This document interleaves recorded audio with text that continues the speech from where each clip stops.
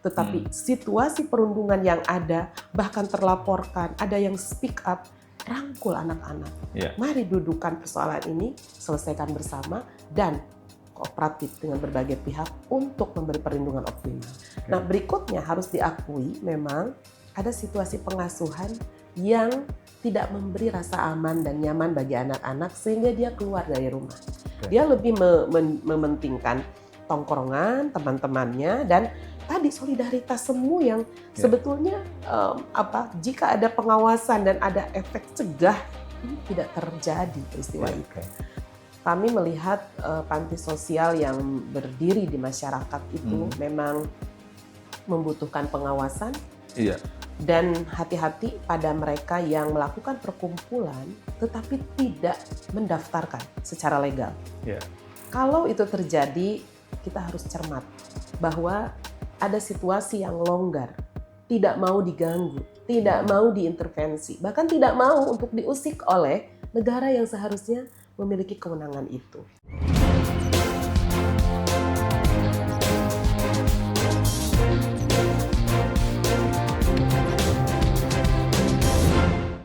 Selamat datang di Foy Talk, mari bicara bersama Foy.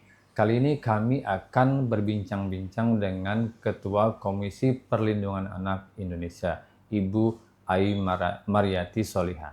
Kami akan bicara soal perlindungan anak dan pelecehan terhadap anak-anak yang sekarang marak terjadi. Kita temui saja Ibu Ai Mariyati Sholiha untuk lebih jelasnya. Oke Bu, terima kasih kami sudah mendapat kesempatan untuk berbincang-bincang dengan Ibu. Kita akan membahas masalah satu perundungan, yang kedua soal pelecehan TPPO yang terjadi pada anak-anak kita Bu ya. Nah, pertama yang soal perundungan dulu nih. Bagaimana Ibu melihat kasus perundungan yang terjadi akhir-akhir ini? Ada di Jakarta, ada juga di daerah. Ya, kasus perundungan sangat eskalatif kalau saya boleh bilang ya. Pertama, dia itu posisinya sangat berdampak pada anak korban. Kita masih ingat bagaimana seorang anak yang sampai harus ke rumah sakit ya, bahkan sampai ada yang meninggal gitu. Tentu saja ini menjadi keprihatinan. Jadi eskalasinya bukan hanya pemalakan atau iseng-iseng semuanya mengeroyok gitu ya, atau menyebutkan dengan verbal seseorang dengan kata-kata tidak pantas atau membuat sakit hati. Tapi perilaku dan tindakannya itu sudah berdampak secara fatal tentu, dan juga tidak melihat di mana situasi itu berada. Dia pendidikannya mau berlatar belakang umum ataupun pendidikan keagamaan. Mungkin juga ada pemilahan yang ini sekolah yang sangat baik sarana prasarananya, bahkan jauh lebih baik. Bahkan mungkin bertarafnya dianggap internasional punya gitu ya. Yang itu secara kasat mata tidak mungkinlah terjadi hal-hal yang sangat merugikan bagi anak-anak, tumbuh budaya kekerasan yang sangat sarkastik ya dari segi pembicaraan, tindakan maupun juga perilaku. Nah, kami mencatat memang 134 kasus di tahun 2023 itu menunjukkan angka tertinggi dari kasus kekerasan di lingkungan pendidikan atau di pemenuhan hak pendidikan tertinggi adalah perundungan, ya, yang anak menjadi korban perundungan. Nah, tetapi memang lebih jauh lagi ada situasi anak korban kekerasan fisik dan atau psikis. Salah satunya juga terjadi perundungan misalnya di luar sekolah gitu ya dan lain sebagainya. Itu di angka 446 kasus. Jadi ini berkelindan gitu. Di dalam ruang pendidikan sendiri itu terkonfirmasi situasi perundungan, dan di luar sekolah dan di luar lembaga pendidikan juga sangat tinggi angka anak korban kekerasan, dan salah satunya adalah perundungan. Nah, KPAI tentu harus menjadi salah satu lembaga yang ketika regulasi ini diperkuat ya. Kita tahu Permendikbud ya tahun 46 tahun 2023 itu salah satu komitmen negara untuk semakin memperkuat, mengecilkan gap-gap kekerasan yang terjadi di dunia pendidikan. 3 dosa besar pendidikan yang Pak Menteri bilang ya, itu kan diantaranya adalah perundungan ya, intoleransi dan kekerasan seksual. Ini sudah masuk dalam radar Kemendikbud sebagai sebuah persoalan yang terus turun-temurun. Sehingga Permendikbud ini berbeda dengan Permendikbud 82 2015 yang dulu kekerasannya itu hanya seputar fisik gitu ya, pemalakan gitu, dan mungkin tindakan-tindakan yang zaman-zamannya kita nih para baby boomers atau kalangan milenial dulu itu ya hanya sebatas verbalitas dan lain sebagainya. Kalau sekarang itu jelas ada situasi kekerasan bahkan seksual yang ini direspon oleh negara. Ini menjadi satu harapan dan bahkan harus ditindaklanjuti dengan dibentuknya TPPKS, yaitu tim pencegahan penanganan di satuan pendidikan ya, TPPKSP namanya. Dan ini sudah di-launching kemarin di Kemendikbud, sudah mencapai 90% setiap sekolah mendirikan. Saya pikir dengan bertumbuhnya ini kan akan mengecilkan gitu ya, kemudian akan turut membangun sebuah kondisi pendidikan yang jauh dari kekerasan. Nah, semestinya ini kan konfirmasi atas situasi kekerasan ini mengecil gitu ya. Tetapi dengan masih tumbuhnya di KPAI, terutama pengaduan yang fresh real time hari ini mestinya tetap menjadi alarm bahwa laporan-laporan yang mungkin sudah dibentuk, aturan perundangan sudah disosialisasikan, tetapi masih ada korban yang mengadukan, situasi kekerasan masih diawasi ke lapangan masih terjadi. Ini harus sama-sama kita memiliki kecerdasan inovasi bagaimana supaya pengawasan yang kami lakukan ini berdampak signifikan untuk zero tolerance untuk kekerasan di dunia pendidikan.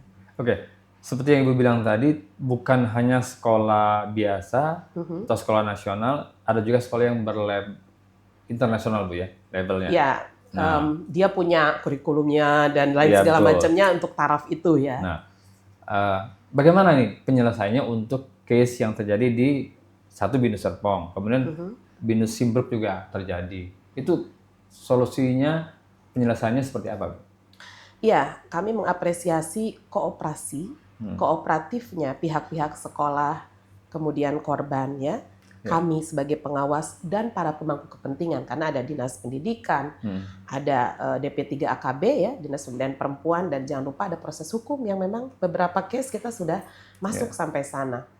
Nah, kalau ini tanpa kooperasi dari pihak sekolah akan mandek ini. Ini yang tadi saya harus tekankan sekali lagi, suatu perundungan bukan untuk ditutup-tutupi, bukan untuk justru malah menyelamatkan sesuatu yang di luar korban, ya, tetapi langkah ini yang memang harus selaras bahwa kita akan memberi dukungan pada korban, melindungi korban, dan ini pelakunya juga anak-anak yang memang harus juga mendapatkan situasi secara proporsional.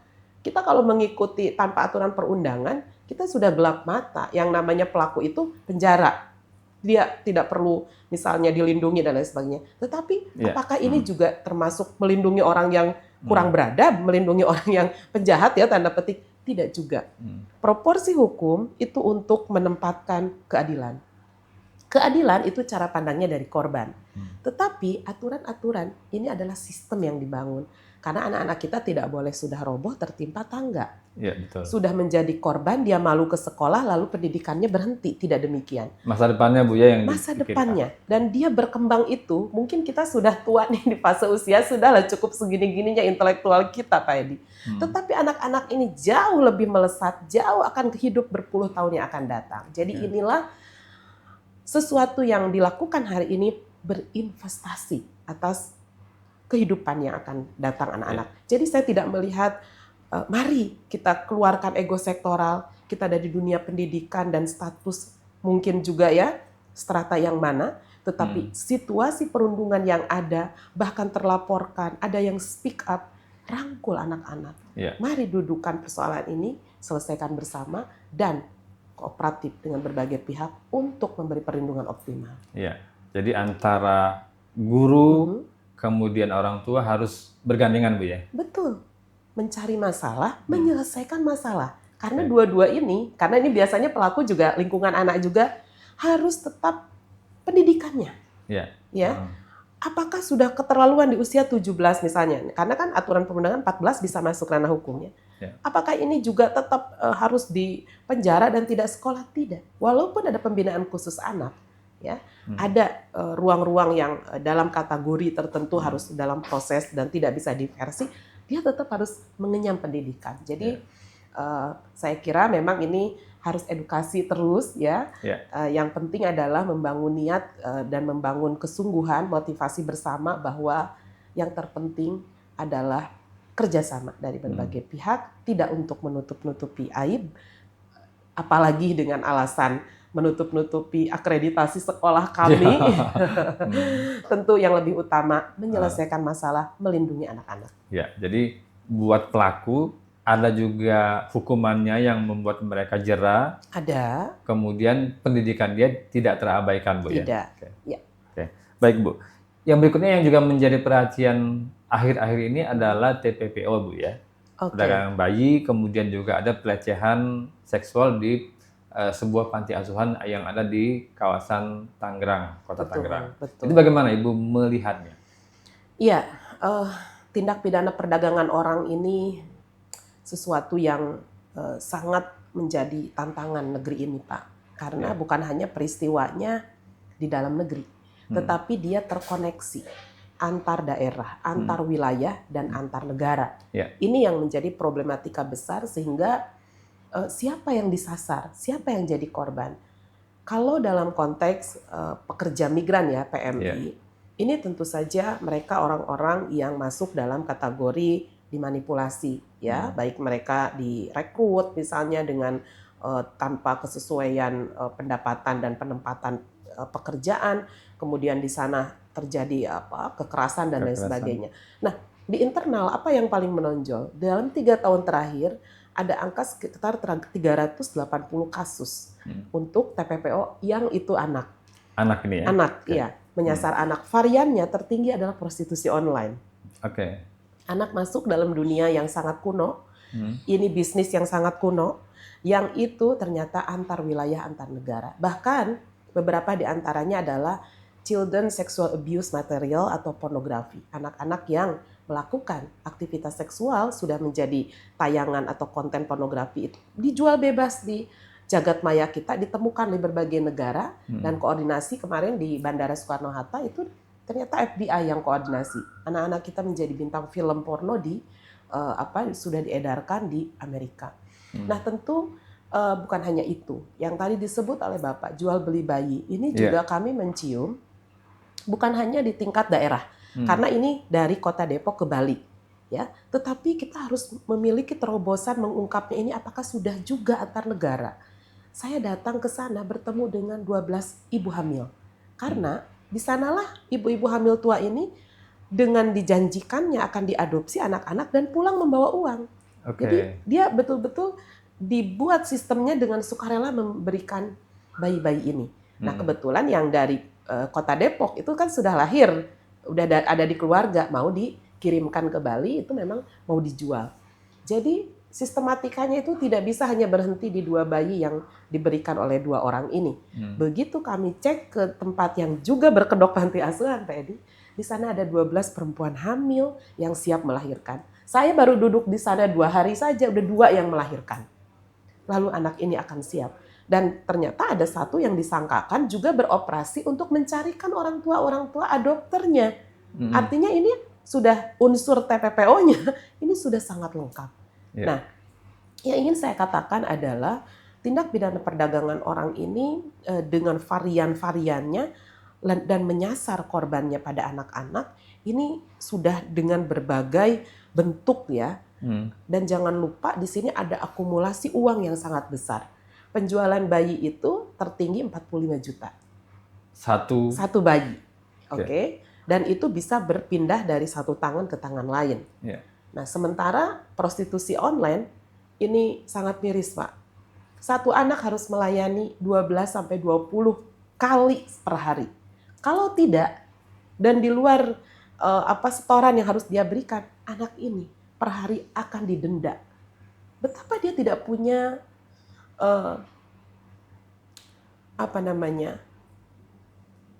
dia memiliki kapasitas mengontrol diri dan tubuhnya. Betapa kalau lihat dari sisi eksploitasi, anak-anak ini berada dalam situasi yang rentan berkali lipat ya, dan menjadi komoditi karena tidak ada controlling. Ini saya sedang mengandaikan pada sesuatu yang juga membuat kita miris, tetapi sedikit saja kita buka mata. Andaikan itu PSK orang dewasa bisa memilih, Pak, pasangan mana yang harus kapan saya mau, karena dia dewasa kan perempuan ini. Kalau Bayangkan ini anak-anak itu tidak punya otoritas atas tubuhnya. Ini yang kami lihat sebagai bentuk dari manifestasi hilangnya harkat martabat hak asasi manusia, terutama hak anak yang melekat dalam dirinya. Nah, tentu dalam hal ini apa yang mempengaruhi dalam 3 tahun terakhir memang pesatnya teknologi dan informasi yang disalahgunakan. Lagi-lagi rekrutmen terang-terangan melalui media sosial, medsos, lalu princess-nya juga harga dan segala macam itu terang-terangan juga, ya. Dan saya kira bukan hal yang kita tidak ketahui. Anak-anak ini juga ada sebagian yang secara individu tidak menggunakan mucikari ataupun tidak menggunakan germo, ya, kita mengenalnya, tapi secara individu. Nah, ini kami mengakomodasi semua karena temuan-temuannya di kepolisian juga sangat tinggi. Bahkan PPATK melalui salah satu case project-nya menemukan justru dari kejahatan finansial anak-anak menjadi korban prostitusi online. Mereka bisa mengetahui dari remarks-nya, misalnya booking, ya, fee nightclub dan lain sebagainya. Ada kata-kata yang itu menunjukkan sedang membayar dan pakai alat rekening, lalu non rekening. Kita tahu hari ini mudah sekali untuk mengkonversi misalnya e-commerce kita. Nah, itu menjadi alat bayar. Kemudian dengan jasa keuangan kripto misalnya, ya, lalu non register seperti jasa e-wallet dan lain sebagainya. Ini semakin menunjukkan bahwa bisnis ini menyasar pada anak-anak dengan pola balas jasa atau balas keuangannya juga sangat inline dengan kebutuhan anak-anak. Lalu mereka juga menjadi target sasaran atas pasar gelap prostitusi ini. Jadi kami dalam konteks ini melihat kecenderungan pemanfaatan teknologi untuk yang disalahgunakan ini luar biasa dalam praktek TPPO, Pak Adi. Oke, Ibu. Ini kan ada 2 faktor, Bu, ya. Satu pelaku, satu yang kedua korban.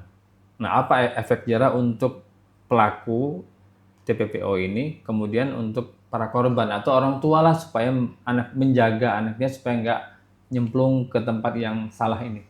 Ya, tentu selalu ya kami setiap pengawasan, setiap perkara yang teradukan ke KPAI itu mendudukan anak ini sebagai subjek utuh. Dia adalah korban, tapi dia adalah manusia sepenuhnya yang harus kita berikan tumbuhnya, berkembangnya, pandangannya, partisipasinya, dan apa yang dia rasakan. Nah, kami melihat pola penyebab ya anak-anak menjadi korban trafficking diantaranya untuk eksploitasi seksual berupa prostitusi online. Ini memang pendekatannya pada mereka yang juga latar belakangnya punya sisi kekerasan seksual. Misalnya kekerasan karena pacaran. Yang kedua, dia tidak terlalu asing dengan dunia malam, Pak. Nah, ini udah ada tracingnya, profiling anak-anak ini. Kemudian yang perkara bermasalah di sekolah. Misalnya, dia sudah jarang masuk, temennya itu tahu. Yang berikutnya juga olah lingkungannya. Ini betul sekali, ada faktor lingkungan yang sangat besar. Jadi sekedar solidaritas, semalam 2 malam nongkrong, itu kemudian bonding untuk mengikuti temannya itu besar sekali. Nah, berikutnya harus diakui memang ada situasi pengasuhan yang tidak memberi rasa aman dan nyaman bagi anak-anak sehingga dia keluar dari rumah. Dia lebih mementingkan tongkrongan, teman-temannya, dan tadi solidaritas semu yang sebetulnya jika ada pengawasan dan ada efek cegah, ini tidak terjadi peristiwa itu.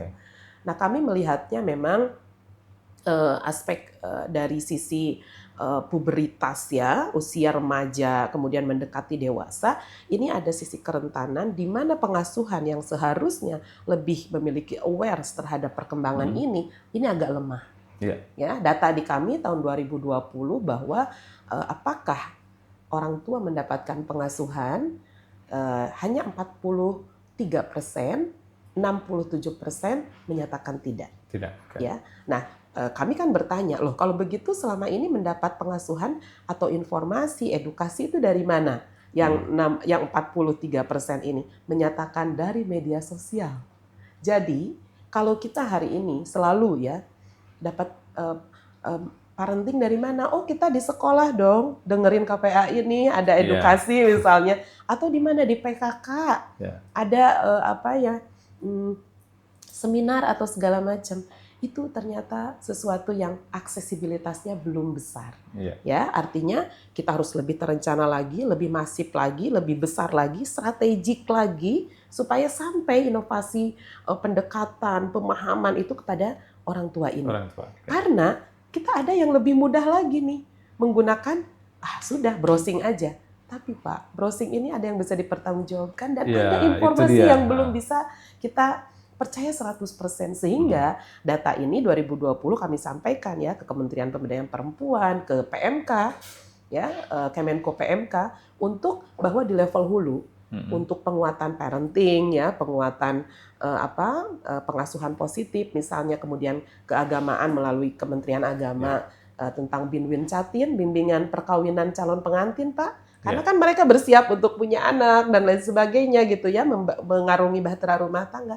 Ini sudah kita sampaikan dan hasil berbagai evaluasi menunjukkan memang tren ini sedang berkembang gitu, dan kanal-kanal edukasi yang bisa dipertanggungjawabkan memang hari ini Kominfo juga saya melihat sedang berkembang gitu ya. Nah, tetapi mari sekali lagi tentu saja edukasi ini tidak ada kata berhenti.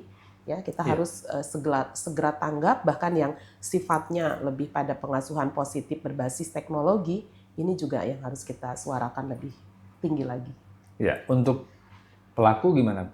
Oke. Tadi kita sampai di korban ya, bahwa anak-anak ini membutuhkan pendekatan yang komprehensif. Nah, untuk pelaku tentu ada pemberatan. Di dalam Undang-Undang 21 2007 tentang pemberantasan tindak pidana perdagangan orang, kita melihat untuk pasal anak itu mendapatkan pemberatan untuk pelaku sampai 15 sampai 20 tahun.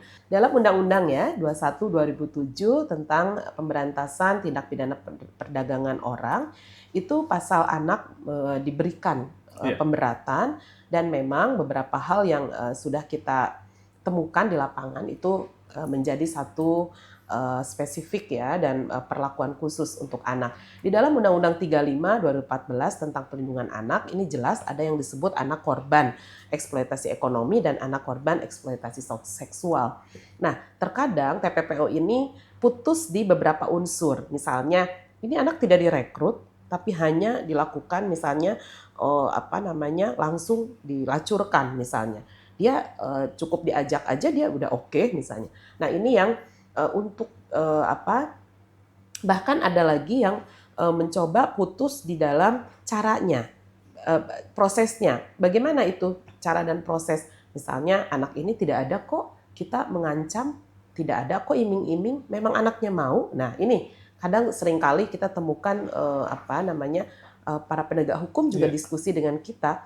Ini memang misalnya anaknya sudah jadi kebiasaan nih seperti ini. Nah, tetapi tentu sekali lagi untuk konteks anak, bahwa mereka sedang tumbuh dan berkembang ya, bahwa mereka juga tidak punya keputusan yang bisa dipertanggungjawabkan secara utuh. Karena selalu dia itu butuh bertanya, dia itu butuh dilindungi dan butuh teman untuk berdiskusi. Sementara itu tidak ada mereka keputusan sendiri, ini kadang-kadang yang mengarahkannya justru melawan hukum, justru merugikan, justru terjadi persoalan-persoalan yang itu membuat fatal terhadap dirinya. Nah, kami melihat Undang-Undang 35 2014 ini tentang perlindungan anak, salah satunya tentang yang mengatur eksploitasi di ranah online memang masih lemah. Gitu ya, sehingga untuk kapasitas kelembagaan kami KPAI untuk mengawasi aturan perundangan ini sudah memberikan dukungan untuk pengembangan norma hukum bahwa anak-anak korban prostitusi online misalnya atau TPPO dengan cara online itu harus mendapatkan norma hukum yang setimpal gitu dan sesuai dengan aturan perundangan. Ya, tidak menutup kemungkinan nanti ke depan ada revisi aturan perundangan dan bahkan penguatan dari sisi undang-undang TPPO-nya. Iya. Satu lagi yang paling baru kita temukan kasus di Tangerang, Bu, ya, di Kampung Pinang Tangerang, panti asuhan tapi berkedok tertentu. Anak didiknya, anak asuhnya malah digagahi oleh pengasuhnya. Itu bagaimana Ibu melihatnya? Jangan pakai digagahi, Pak. Tidak Apa ada yang istilahnya? gagah, dicabuli. Dicabulin, iya. Ya, tentu ini sangat miris ya, karena saya Iya. baru saja kembali dari 2 hari berturut-turut mengawasi case ini dan 4 anak yang dilakukan tindakan kekerasan seksual oleh baik itu mereka yang pendiri maupun pengasuh, itu sudah kami terima di KPAI untuk dilakukan pengawasan, khususnya rehabilitasi dan proses hukum. Kami melihat panti sosial yang berdiri di masyarakat itu memang membutuhkan pengawasan. Iya. Dan hati-hati pada mereka yang melakukan perkumpulan tetapi tidak mendaftarkan secara legal. Iya. Kalau itu terjadi, kita harus cermat bahwa ada situasi yang longgar, tidak mau diganggu, tidak mau diintervensi, bahkan tidak mau untuk diusik oleh negara yang seharusnya memiliki kewenangan itu. Iya. Kami hari ini akan koordinasi juga dengan Kemendagri karena di sini ada perangkat negara yang paling bawah, yaitu RT RW di tingkat kecamatan dan bahkan di tingkat kelurahan dan lain-lain. Ini yang seharusnya juga memiliki upaya atas pengawasan tersebut. Iya. Ya. Nah, 2 hal ini yang berizin dan tidak berizin, tetapi dalam naungan misalnya sebuah kementerian, ya Kemensos dalam hal panti sosial ini, lalu ada perkumpulan atau apapun namanya yang tidak mau dan tidak mengajukan izin perizinan atau apapun, berarti yang bergerak adalah aparat di bawah.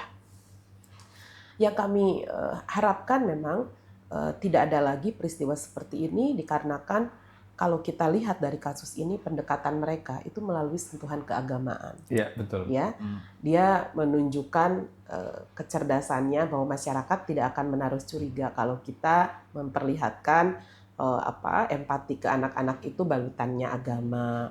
Bahkan ada plangnya tahfiz, TPA, tempat pengajian Al-Qur'an ya dan lain sebagainya. Padahal ketika kami konfirmasi tidak ada yang bersifat langsung pengajian di sana, melainkan ya ngaji sore anak-anak yang itu juga tidak menjadi kegiatan utamanya. Iya. Nah, lagi-lagi ya kita melihat ini motif ya Pak ya, seseorang untuk melancarkan sebuah tujuan gitu. Yang kedua, anak-anak ini ternyata bukan dari lingkungan di sana. Jadi ini harus diungkap apakah polanya rekrutmen atau polanya memang dia jemput bola. Beberapa terkonfirmasi mereka selalu terinfo orang-orang yang punya kesulitan ketika mau melahirkan, tidak punya biaya. Lalu anaknya diserah terimakan. Iya. Dia bawa untuk jadi aktenya yatim piatu. Padahal ada orang tuanya. Nah ini beberapa nih yang kami terima. Berikutnya memang anak-anak ini yang tidak beruntung ya dari sisi sekolah pendidikan. Dia sekolahkan tapi tinggal di situ. Dan menjadilah anak-anak asuh mereka.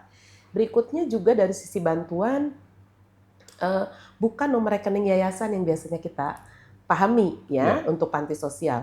Saya ngecek beberapa donatur itu pribadi, langsung ke yang dia punyai. Jadi sangat komplit untuk memperkaya diri dan melakukan tindakan yang menyimpang supaya dia secara leluasa.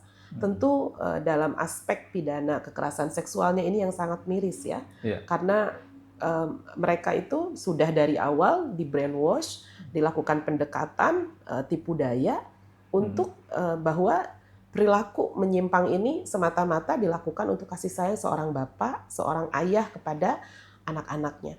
Siapa yang akan menolak, takut untuk melari misalnya, karena anak-anak ini dituntut untuk takzim, untuk sayang, untuk berterima kasih. Dia tidak punya keluarga, tetapi ada keluarga yang itu adalah ayah asuhnya, tetapi dengan syarat harus melakukan itu. Ini tentu kejahatan yang berkali lipat ya, meruntuhkan sendi-sendi kemanusiaan, bahkan kesadaran seseorang. Sehingga catatan di kami, anak-anak ini butuh intervensi yang sangat intensif, bukan hanya pengobatan fisik ya, psikis, mental, tetapi psikiater. Karena ada di antaranya yang eskalatif dari yang mungkin pernah melakukan, beberapa kali melakukan, dan bahkan mohon maaf ada yang sampai dilakukan oleh 1-2 orang berbarengan kepada seseorang ini. Tentu saya pun harus cermat sekali melis kebutuhan dasar ini berdasar diskusi dengan para pendamping. Ya, dan kemarin saya memastikan dengan kondisi data yang saya peroleh, cek anak-anak langsung, bersyukur mereka sedang bermain. Saya tanya sudah sarapan belum, mereka teriak semua sudah gitu ya. Dan inilah Allah memberikan anugerah anak-anak ini memang dengan rasa sukacita bermain segala macam, sedikit banyaknya persoalan yang dia hadapi hari ini ya akan turut memberi dukungan perlahan-lahan semoga gitu secara mentalitas, secara psikologisnya berangsur membaik. Nah ini tentu dalam pengawasan kita semua anak-anak korban mendapat perawatan dan dukungan yang optimal dan pembenahan tadi aspek regulasi yang mengatur panti sosial. Saya kira ini yang harus berdampak sistemik. Saya lihat Pak Menteri juga turun lakukan terobosan ya. Jadi ini yang saya sebut pengawasan berdampak, lalu kebijakan berdampak dan kita tidak boleh terlena dan jatuh runtuh karena satu case ini. Justru kita harus bangkit, memperbaiki dan punya mata yang lebih tajam melihat realitas. Itu yang saya harap sekali dari peristiwa ini, pembelajaran besar untuk kita semua. Nah ini terakhir ini, apa ini harapan Ibu kepada pemerintahan baru Pak Prabowo dan nanti menteri-menterinya, aparat-aparatnya agar case ini tidak terulang atau kalau enggak diminimalisir untuk masa yang akan datang, Bu? Wah, ini pertanyaan yang sangat menarik ini karena tanggal 20 bentar lagi loh Pak ya untuk serah terima. Jadi tentu KPAI akan bekerja secara optimal sesuai aturan perundangan. Kami lembaga independen yang terus mengawasi berjalannya roda pemerintahan ini tentang penyelenggaraan perlindungan anak. Beberapa data yang kami peroleh memang masih menyisakan gap perlindungan anak ini. Misalnya dalam konteks pemenuhan hak, ya kami masih melihat situasi anak-anak yang stunting gitu ya, yang juga secara pendidikannya belum terpenuhi, 12 tahun wajib belajar, kemudian mereka juga masih diantaranya kebutuhan untuk akses internet sehatnya juga belum gitu ya, belum optimal seluruhnya, belum lagi aspek partisipasi. Mereka itu butuh tempat, ruang, fasilitasi pemerintah yang optimal. Mungkin kalau orang yang di ujung gunung sana bisa main di sawah, tapi bayangkan anak-anak yang berada di lereng-lereng laut yang curam, yang terjal, apakah juga bisa memberi dukungan optimal pada eksplorasi mereka bermain dan tumbuh kembang. Nah ini tentu gap-gap ini yang selalu kami laporkan berdasarkan pengawasan kami dan kami mengapresiasi akan ada untuk makan gizi gratis ya karena pagi hari siang hari anak-anak harus bahagia di sekolahnya. Dan ini akan menjadi investasi mereka di tahun 2045 jadi pemimpin itu karena setiap hari sudah dipastikan, dijamin sarapannya gitu, kecukupan gizinya. Saya mengapresiasi ini Pak Prabowo dan Mas Gibran untuk menjadi salah satu investasi melengkapi, menyempurnakan kira-kira pola-pola preventif dan pemenuhan hak anak yang sebelumnya ini masih terkonfirmasi stunting, terkonfirmasi hak pendidikannya kurang optimal dan lain sebagainya. Ini yang pertama. Nah, aspek yang kedua tentu konteks pengasuhan. Muara hulu dari anak-anak ini tumbuh dan berkembang, Pak Prabowo, Mas Gibran, adalah pengasuhan yang positif. Ini masih beragam. Mereka berada di pengasuhan yang orang tuanya mungkin belum paham apa itu pengasuhan positif. Masih banyak kekerasan. Anak-anak itu didisiplinkan tapi dengan kekerasan. Dilarang tapi dibanting. Dilarang tapi dengan dikunci misalnya di kamar mandi segala macam. Mohon sekali pengasuhan positif ini menjadi sebuah kurikulum masyarakat. Bagaimana ini? Nggak bisa ini masyarakat terlalu luas. Pasti Bapak punya caranya. KPAI punya data kerentanan dan kerawanannya. kita akan selesaikan problem pengasuhan hulu ini, satu keluarga, satu pengasuhan, satu pendisiplinan positif, dan anak-anak akan menjadi anak-anak tunduk, taat, patuh pada aturan perundangan, nilai-nilai sosial, nilai keluarga, nilai pengasuhan yang baik, dan orang tuanya juga menjadi birrul walidain. Mereka juga akan menjadi contoh yang baik dan memberi dukungan optimal bagi anak-anak. Dua hal di hulu, di hilir, anak-anak kita terkonfirmasi mereka menjadi korban atas kekerasan. Jangan lupa mereka juga ada di antaranya yang jadi pelaku. Anak melakukan tindakan pencabulan pada anak, memperkosa anak. Ini Pak, saya berharap hukum kita tetap ditegakkan. Tentu saja law enforcement menjadi indikator penting negara ini berdaulat. Kita tidak boleh kalah, tidak boleh lengah. Dan KPAI dalam laporan tahunan dan laporan per 5 tahunan bahwa aspek hukum ini harus diikuti dengan upaya-upaya perspektif yang sama antara seluruh penegak hukum dengan kita yang bekerja di ranah perlindungan anak. Belum lagi, tentu saja selain perspektif, kita sedang membenahi bagaimana aspek hukum tentang pelindungan anak ini sampai pada direktorat yang memiliki tugas wewenang. Saya mengapresiasi Pak Jokowi sudah mengeluarkan Perpres 20/2024 terkait direktorat baru PPA-PPO. Secara hukum ini akan ada struktur yang sangat establis sampai level Polres bahkan Polsek. Kami berupaya sekuat tenaga untuk menjadikan mitra strategis.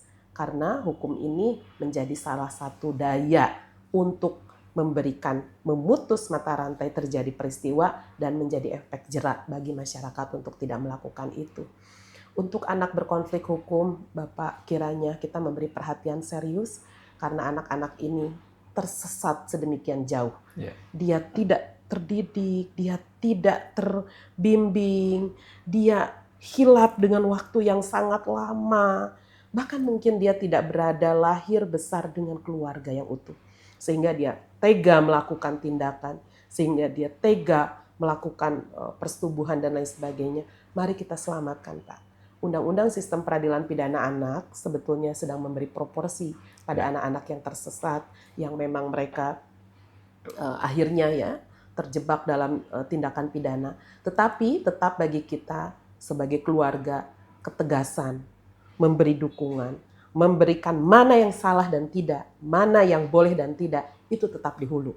Tetapi proporsi hukum saya minta untuk memberi dukungan juga pada anak-anak ini, walaupun mereka masuk dalam proses hukum, lindungi pendidikannya, tumbuh kembangnya, dan pemenuhan hak-haknya. Indonesia tetap akan meraih Indonesia Emas. Siap. Terima kasih. Demikian mungkin semoga ini bisa menjadi perhatian semua, tidak hanya satu pihak, agar anak-anak Indonesia ke depan bisa lebih baik ya Bu ya. Tentu Pak Edi, harapan kita semua. Amin. Baik.